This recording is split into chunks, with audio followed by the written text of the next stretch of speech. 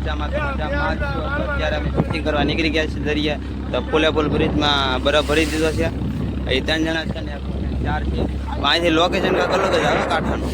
તો ઓલું શિવ મંદિર છે, મહાદેવ મંદિર. ઓલો સાંસનો બંગલો છે, દેખાતો હોય તો તમને થોડોક ઝાખો દેખાતો છે. અત્યારે દરિયા ફિશિંગ કરવા નીકળી ગયા છીએ. તો ચલો કન્ટિન્યુ રહેજો ને હર રસ્તો તો અત્યારે વાગી ગયા છે રાતના 10 ને અમે પૂગી ગયા છે અત્યારે દરિયા ધાર મંડવા. તો અત્યારે ઘણી રાત પડી ગઈ છે ને રાતના 10 વાગી ગયા. ને ઓલી બાજુ મારા કાકા કાંટા પગવે ને આ બાજુ જે રાહડી નાખે છે. તો આવી રીતના ધાર મંડાવી તો કન્ટિન્યુ રહેજો ને હરમાં. શેકલા પણ કંઈક અલગ જ બેઠા હો. તો તમને બતાડું આમ જો શેકલા કેમ બેઠા બાકી આમ જો જોડી જો બાકી ખાલી બેયની પ્રેમી પંખીડા છે. બાકી તમારો કોઈનો પ્રેમ હોય તો કોમેન્ટ કરી દેજો. જોઈ લો કેમ બાકી બેઠા છો.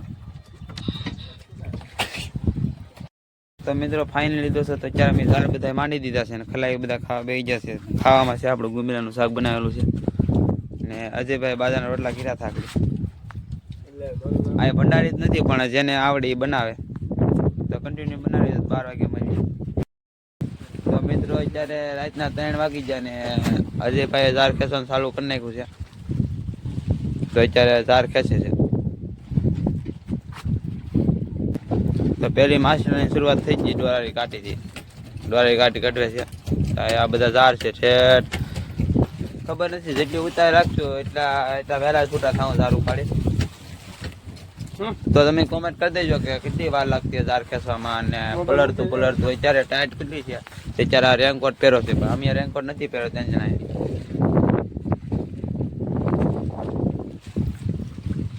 ફટાફટ ખેંચે રાખે છે ભાઈ. અજયભાઈ ખાટામાં છે અને અમારા ઠંડેલ અત્યારે રાહડી ખેંચે. તો આવા નવા બ્લોગ જોવા માટે અમારા વિડીયોને ફોલો કરી દેજો અને લાઈક કરી દેજો અને હર માટે. તો ફાઇનલી દોસ્તો તો અત્યારે અમે ટીપ કરીને કાંઠે પહોંચી ગયા છીએ ને અત્યારે આજે અમારો નાસ્તો કર્યો હતો. ઝાર અહીંયા બધા મૂકી દીધા ને ફ્રીજમાં એલું બધું સામાન કાઢી નાખ્યો. શાકને બધું કાંઠે પુગાડી દીધું. પણ રાતે ઝાર ઉપાડ્યા તો અહીંયા વિડીયો કોલ એમ ન કરી એટલી બધી હોવા ગયું હતું તે સારા બ્લોગ શૂટિંગ ન કરી ગયું. તો આપણે અહીં મિની બ્લોગ પૂરો કરી. હર હર મહાદેવ ને સારો લાગ્યો તો ફોલો કમેન્ટ કરતા રહેજો ને બાય બાય.